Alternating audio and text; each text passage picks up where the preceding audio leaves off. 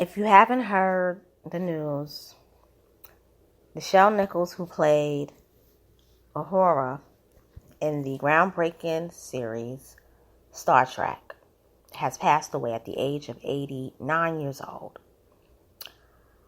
For those of you who grew up watching the show, she's part of your childhood. For those of you who grew up watching the show in reruns like myself, she's part of your childhood as well. But it's really sad that these people are leaving. All of these iconic people are leaving. And we don't have a lot of people that we see nowadays that are going to be iconic.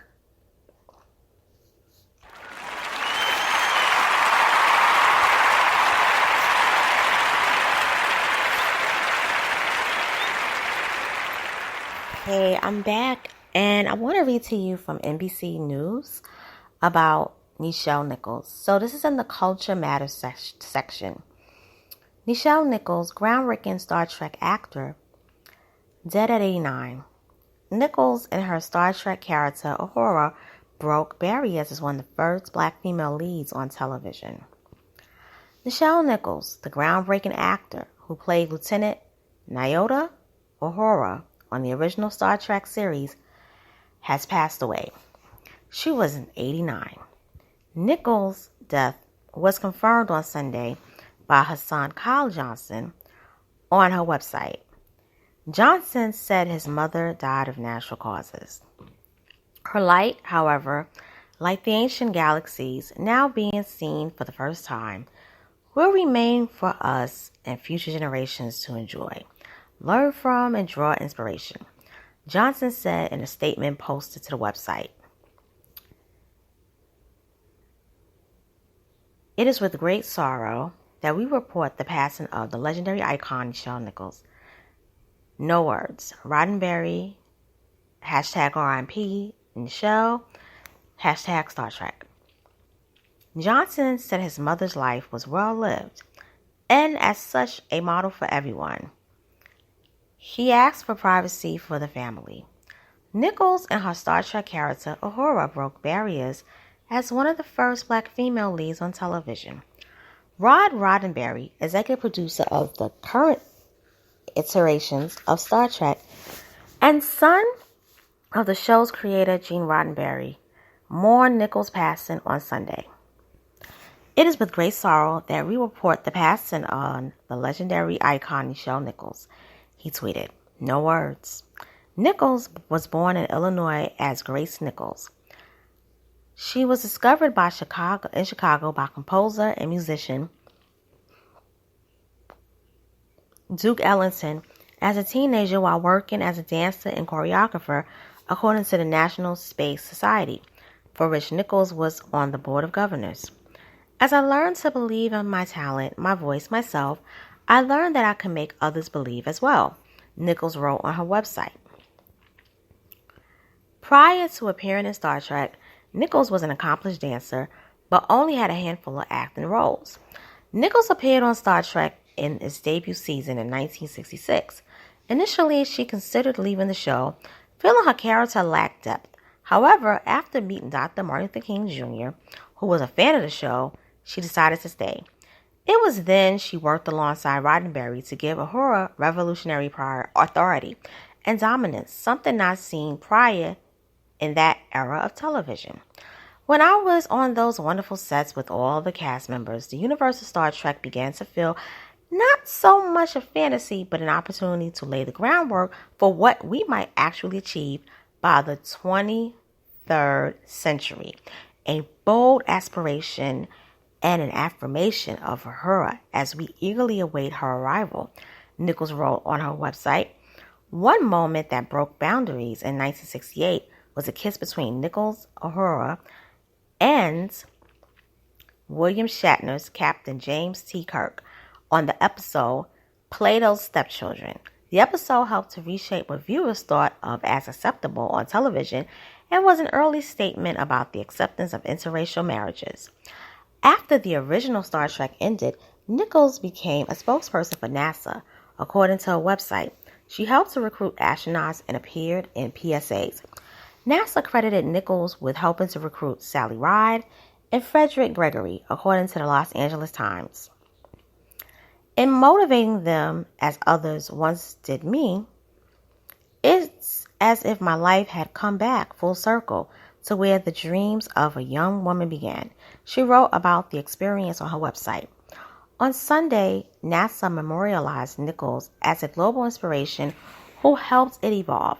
We celebrate the life of Nichelle Nichols, Star Trek actor, trailblazer, and role model, who symbolized to us so many what was possible, the agency tweeted.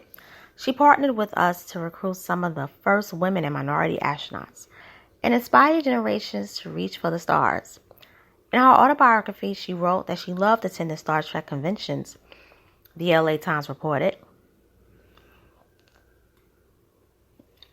Following news of her death, co-stars and admirers alike mourned her loss. I shall have more to say about the trailblazing and incomparable Nichelle Nichols, who shared the bridge with us as Lieutenant Uhura of the USS Enterprise, and who passed away at age 89. For today, my heart is heavy, my eyes shining like the stars you now rest among. My dearest friend, tweeted George Takei, who played alongside Nicholas as Star Trek helmsman Hikaru Sulu. Bernice King, daughter of Martin Luther King Jr., praised Nichols for her representation. Representation matters. Excellence in representation matters even more. Thank you, Nichelle Nichols, she wrote. Rest well, ancestor. Yeah, what I really liked about Nichelle Nichols is that she was a free thinker. She thought of beyond, the whole concept of life. She believed that no one died. You lived on. You just would go to another galaxy. And that's what I believe. I don't believe that we ever die. I just believe we pass on. We transition. We become an ancestor. We go to another place. Even though I am a Christian, I don't believe that we die. Because we're a ball of energy, and energy never dies. It keeps moving. That's how I feel. You can dispute me all you want. I don't give a damn.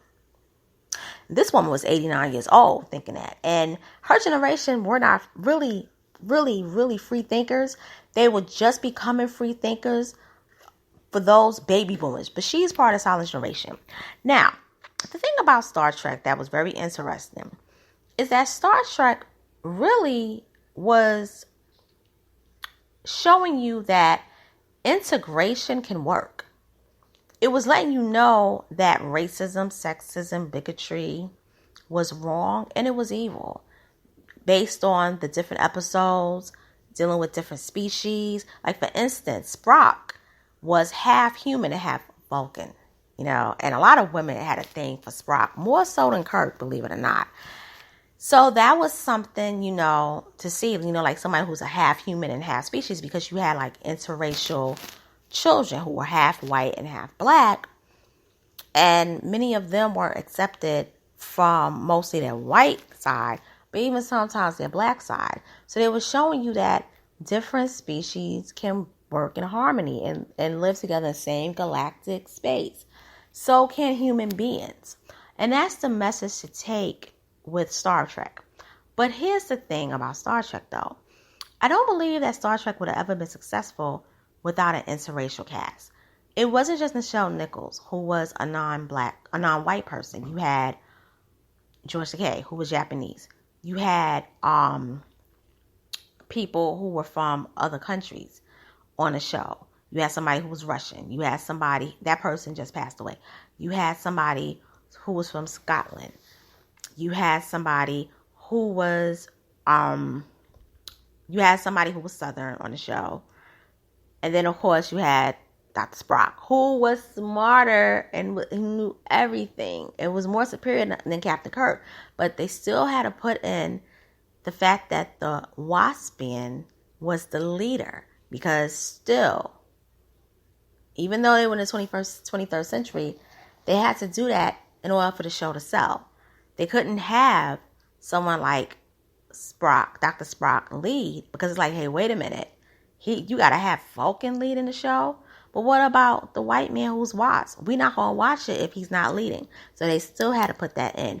Now, Uhura was a communications specialist, which, if you really looked at the stuff that she did, it was like she was operating a dictaphone and slash, kind of like being an administrative assistant, which a lot of black women, in those days, those were great jobs. My mother was a dictaphone specialist for the courts. And my aunt was an administrative assistant at numerous jobs, including NYU. But now people are getting bachelor's degrees and having to take administrative assistant jobs because they can't get anything else. And it's not because of gender. It's because they can't get anything else. And nobody's hiring them unless they go to school for a specialty. So those are things that's interesting. Also, Nichelle Nichols was very talented. I heard her sing once on it was something on YouTube. I heard her sing. It was like years ago. Very good singer, total performer. But what happened with Nichelle Nichols' career is what happened with a lot of actors, both white and black, who were in shows in the 60s and 70s. Anybody who acted in those shows then, they were being blackballed and typecast just because they were on a show that was deemed corny. Because the shows that came out pre-1971, they didn't really tackle social issues like Vietnam, civil rights, things like that. Star Trek was the closest to it, but none of those actors were really able to get regular work or even cross over into movies. So a lot of them had no choice but to do episodic guest appearances on television shows or go to conventions. They didn't even get royalties or residuals like the shows that started in 1973 to present do. And also, to let you know, streaming shows don't get residuals either. They don't get residual pay. So if your show was on Netflix, if it's on Hulu, Disney Plus, they don't get streaming service. Only if it airs through network television. Yeah. So I just want to throw that in there. But Nichelle was one of those people who fell, to where even though she had over 65 acting credits, she should have had a more illustrious career to be a total performer.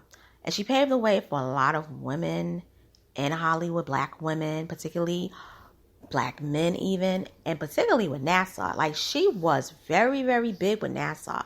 I think she was a paid spokesperson probably, but she was with them even in the 70s, around 1975. Being an ambassador, recruiting, and she really was recruiting not just astronauts, but even engineers. Even people in tech. She was big in it. But I do know that her brother was one of those people that followed that weirdo man who in 1997 pretty much told all of them that they were going to go up into the galaxies and so forth. I can't think of that man. I know the group, but it's the weird man that had everybody looking on androgynous and stuff. So that is what pretty much happens with, Nichelle Nichols and her life. She did have a son. She was married twice. Both husbands were black.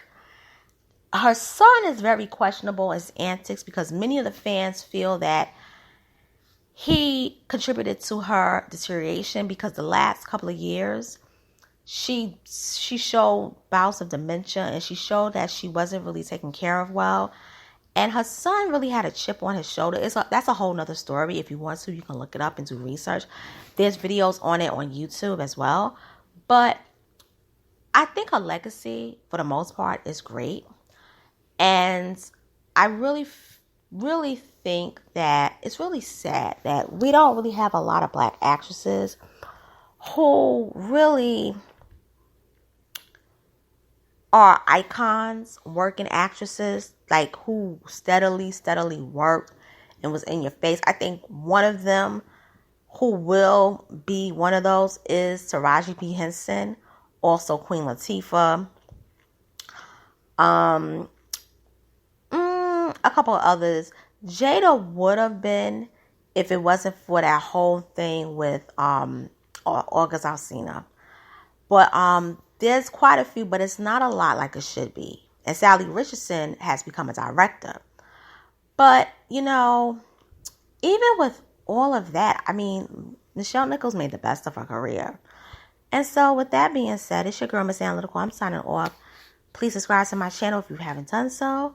Also comment, like, share this commentary. And also, if you haven't, hit the notification bell to receive future notices on various uploads such as commentaries, reviews, and lives. Thank you for listening. Have a great night.